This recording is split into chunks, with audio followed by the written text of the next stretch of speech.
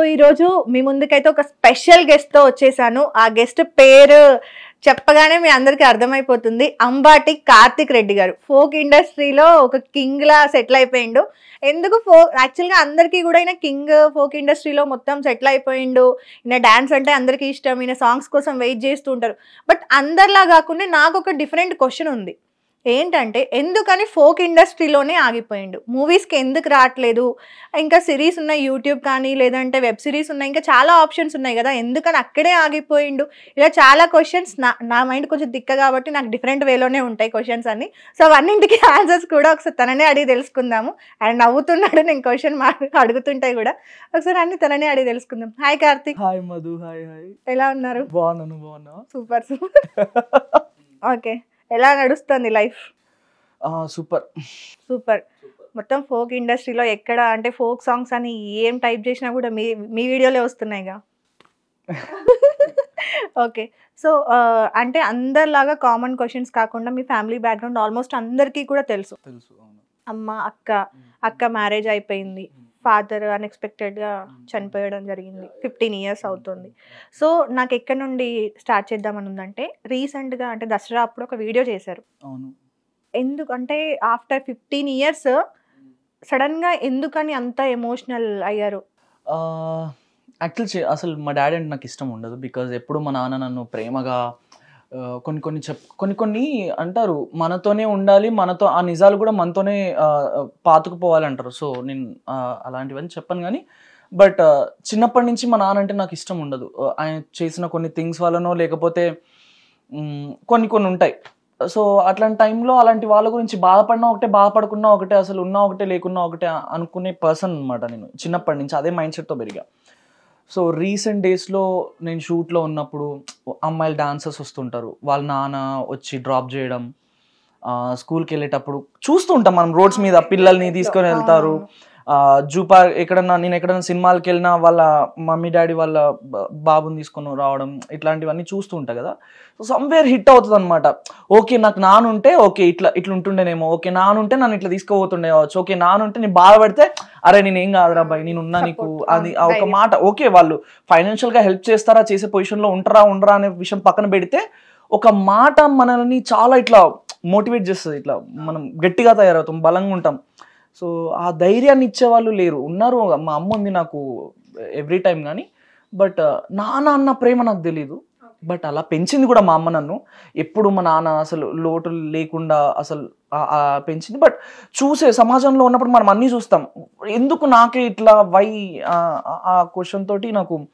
నేను ఆ రోజు దసరాకు ముందు మనకి దసరా ఎట్లాంటి పండుగ, పెద్ద పండగ మనకు దసరా అనగానే. సో బట్టలు అమ్మకి అక్కకి బాగా బట్టలు కొందామని వెళ్ళినప్పుడు అక్కడ ఇది ఆల్రెడీ చెప్పాను, వాళ్ళ అబ్బాయి వాళ్ళ సన్ వాళ్ళ మమ్మీ డాడీ కొంచెం ఓల్డ్ ఏజ్ ఉన్నారు. వాళ్ళ డాడీకి ఈ షర్ట్ తీసుకొచ్చి, డాడీ ఈ షర్ట్ వేసుకో, ఇది బాగుంది, ఇది బాగాలేదు డాడీ, ఇంకోటి ఎక్స్చేంజ్ చేసుకురా. కళ్ళ ముందు నా సీన్ జరుగుతుంది. ఒకవేళ వాడు ఎలాంటోడైనా సరే, ఎంత చెడ్డోడైనా సరే, నాన్న అమ్మ అనేవాళ్ళు లైఫ్లో చాలా మెయిన్ పార్ట్ అనమాట. నాకు నానుంటే నేను కూడా ఇవాళ తీసుకొచ్చి కొనిచ్చేవాడిని కదా. ఇవాళ ఒకనొకప్పుడు మా దగ్గర ఏం లేనప్పుడు మా నాన్న ఉన్నాడు. ఇప్పుడు నీ కొడుకు ఇంత పేరు సంపాదించి నలుగురు ఎక్కడికన్నా పోతే కార్తిక్ రెడ్డి అని అంటారు, గుర్తుపట్టే రోజు వచ్చింది. అండ్ నేను సంపాదిస్తున్నా, నా డబ్బులతోటి నేను ఏం చేయలేకపోతున్నా అని చిన్న ఆ రోజు మస్తు బాగా అనిపించింది. ఆ వీడియో చూసిన తర్వాత యాక్చువల్గా నాకు ఒక పాయింట్ కనెక్ట్ అయింది. ఏంటంటే నాకు 10 years అవుతుంది అమ్మ చనిపోయి. సో దసరా ముందే చనిపోయారు అనమాట. నాకు బతుకమ్మ 5 days ఉందనంగా అన్ఎక్స్పెక్టెడ్గా చనిపోవడం జరిగింది. మా మమ్మీ కూడా లాస్ట్ మా అక్కని నన్ను అడిగింది ఒక చీర కొనిపెట్టమని. బతుకమ్మ వస్తుంది కదా, ఒక చీర కొనిపెట్టమని. కట్ చేసి నెక్స్ట్ డే మార్నింగ్ మేము వెళ్ళాలి షాపింగ్కి. వెళ్ళి ఏదో ఒకటి తీసుకొద్దాము యాక్చువల్గా ఆమె కట్టుకునే సిచ్యువేషన్లో లేదు, దాన్ని తీసుకునే సిచ్యువేషన్లో కూడా లేదు అసలు.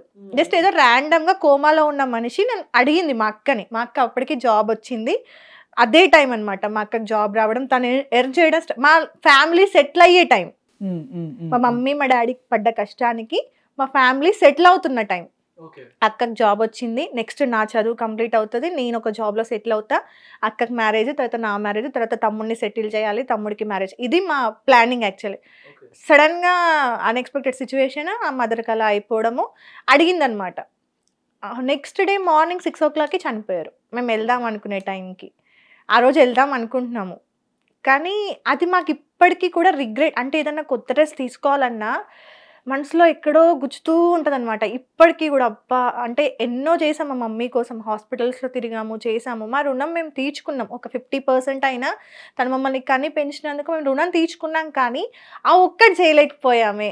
ఇప్పుడు నేను ఫోటో ముందు ఎన్ని పెడితే ఏం లాభం? ఏం లాభం? బతుకున్నప్పుడు అడిగినప్పుడు అది మాకు రిగ్రెట్, మా అక్కకి నాకు ఉండిపోయింది. అది ఎన్ని డేస్ అయినా యాక్సెప్ట్ చేస్తున్నారు కదా మీరు. ఎగ్జాక్ట్లీ. మేము చనిపోయే వరకు కూడా మా అక్క కూడా అదే అంటది.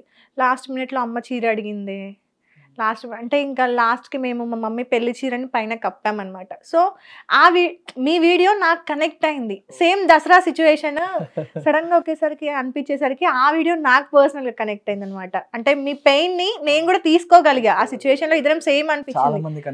అవును, కరెక్ట్ గా ఎగ్జాక్ట్ గా మళ్ళీ దసరానే. సో అలా రెండు కూడా పండగలు సేమ్, ఫాదర్ మదర్ ఎమోషన్స్ అలా కనెక్ట్ అయింది అనమాట. సో అలా ఓకే, ఎమోషన్స్ ని పక్కన పెడదాం. సో ఆఫ్టర్ ఫాదర్ ఎక్స్పైర్ అయిపోయిన తర్వాత ఫినాన్షియల్ గా డెఫినెట్ గా ప్రాబ్లమ్స్ ఫేస్ చేస్తాను. చాలా ప్రాబ్లమ్స్. నేను చెప్పాను, నేను చాలా మల్టిపుల్ వర్క్స్ చేశాను. టీ షాప్ అని, హాస్పిటల్స్ అని, చాలా చాలా వర్క్ చేశాను. మనకు అంటే ఒకసారి ఇంట్లో సపోర్ట్ సిస్టమే లేదు అని తెలిసిన తర్వాత డెఫినెట్గా మన ఎవరైతే మేల్ ఉంటారో నెక్స్ట్ చూసుకోవాలి ఫ్యామిలీని అన్నప్పుడు, అక్కకి అమ్మకి మీరే ఇంకా నెక్స్ట్ అని అన్నప్పుడు, మీ ఏవైతే లైఫ్లో గోల్స్ కానీ అవి కానీ అన్నీ ఉంటాయో, స్టడీస్ పైన ఇంట్రెస్ట్ ఉంటే వాటి అన్నింటినీ కూడా కాంప్రమైజ్ అయిపోయారు. లైక్ తర్వాత కూడా మీ స్టడీస్ కంటిన్యూ చేయకుండా టీ షాప్లో వర్క్ చేయడం, ఇదంతా కూడా ఆల్మోస్ట్ అన్ని ఇంటర్వ్యూస్లో నేను విన్నాను. సో పర్సనల్ అది అక్కడి వరకే అందరికీ తెలుసు. ఫోక్ ఇండస్ట్రీ, అసలు మీకు డ్యాన్స్ అనేది ఇంట్రెస్ట్ ఎప్పటి నుండి స్టార్ట్ అయింది? ఈ ఫోక్ ఇండస్ట్రీలోకి రావడానికి మెయిన్ పిల్లర్స్ ఎవరు మీకు? డాన్స్ అనేది నాకు తెలిసి మా అక్క, మా అమ్మ వాళ్ళ ఊర్లో తోప్ డాన్సర్ అనమాట. ఇట్లా రేణుకా డాన్స్ అంటే ఇట్లా లిటరలీ వెయిట్ చేసేవాళ్ళు, ఊరంతా వెయిట్ చేసేవాళ్ళు. నాకు తెలిసి మా అక్క డాన్స్ నాకు ఇట్లా వచ్చిందేమో అనిపిస్తుంది. ఇప్పుడు మా అక్క డాన్స్ చేయలేదు. నా మీద 1 year పెద్ద అక్క, 27 years అక్కకి. సో ఇప్పుడు ఒకవేళ డాన్స్ గురించి మాట్లాడితే డాన్స్లో డీ కూడా తెలియదు అని అంటుంది మా అక్క. సో అంత బాగా చేసేది మా అక్క. అట్లాంటిది మా అక్క సడన్గా డాన్స్ ఇంకా లేదనమాట, డాన్స్ బాడీ మూమెంటే లేదు. సో మేబీ మా అక్కని చూస్తూ, మా అక్కని అట్లా మెచ్చుకోవడం చూసి నాకు అది బాడీలో వచ్చేసింది, నేను కూడా మా అక్కలా డాన్స్ చేయాలి, నేను కూడా అట్లా అందరూ ఇట్లా మెచ్చుకోవాలి అన్నట్టుండే. చిన్నప్పుడు ఒక ఏదో నార్మల్గా ఊర్లో ఎట్లుంటుంది, ర్యాండమ్గా 6 అవ్వగానే పాటలు పెడతా ఉంటారు. టైలరింగ్ మిషన్ ఉండే అక్కడ పోయి బన్నీ బన్నీ సాంగ్ అనమాట, అది బన్నీ బన్నీ బన్నీ బన్నీ సాంగ్. దాని మీద నేను ఎగురుతూనే ఉన్నా. దీనివల్ల క్రౌడ్ అంతా ఊర్లో కొంతమంది అందరూ వచ్చి ఇట్లా నించొని చూస్తున్నారు అనమాట నన్ను. అండ్ వాళ్ళు చూసి ఇంకా ఏ అంటుంటే నేను ఇంకా అనేసి జోష్ వచ్చింది. Maybe that's the first point అనుకుంటా. ద సెకండ్ పాయింట్, పుట్టపర్తిలో స్కూల్లో చదువుకుంటున్నప్పుడు ఇట్లనే August 15th డాన్స్ జనరల్గా చేస్తూ ఉంటే నేను కూడా పోయి చేసా. ఓరి గల్లుకే పిల్ల పిల్ల ఆ song, maybe that's a very hit point అని చెప్పొచ్చు. నాకు ఒక డాన్స్ అనేది ఎక్కువ ఇష్టపడ్డా. ఇంక అప్పుడు స్కూల్లో మనం వేరే లెవెల్, ఇట్లా కార్తీక్ వస్తున్నాడంటే టీచర్లు అందరూ మనకే సపోర్ట్. సో అట్లుండే.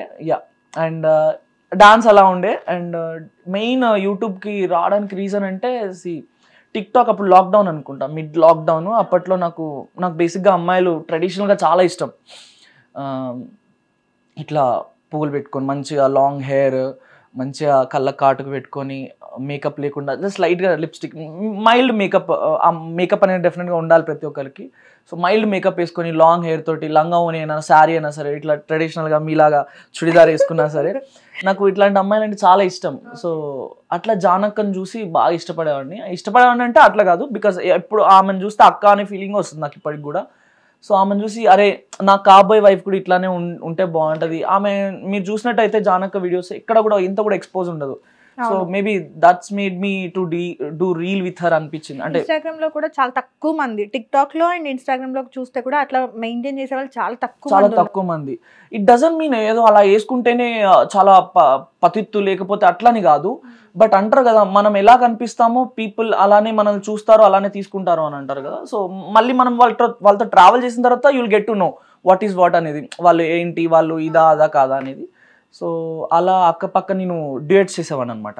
ఓకే సేమ్ ఆమె ఏం చేస్తే అది చేసేవాడిని నేను. ఓకే ఓకే సో అలా తను ఒక రోజు ఒక వీడియో వస్తే అరే బాగా చేస్తున్నాడు, నా ఫాస్ట్ ని క్యాచ్ చేస్తున్నాడు అని చెప్పి అప్పుడు మిడ్ లాక్డౌన్ లో డివా సాంగ్ కి నన్ను తీసుకోవడం జరిగింది. ఓకే సో అలా అండ్ యా అంతకు ముందే నేను మా గురువుల దగ్గర ఫోక్ వెస్టర్న్ నేర్చుకునేవాడిని.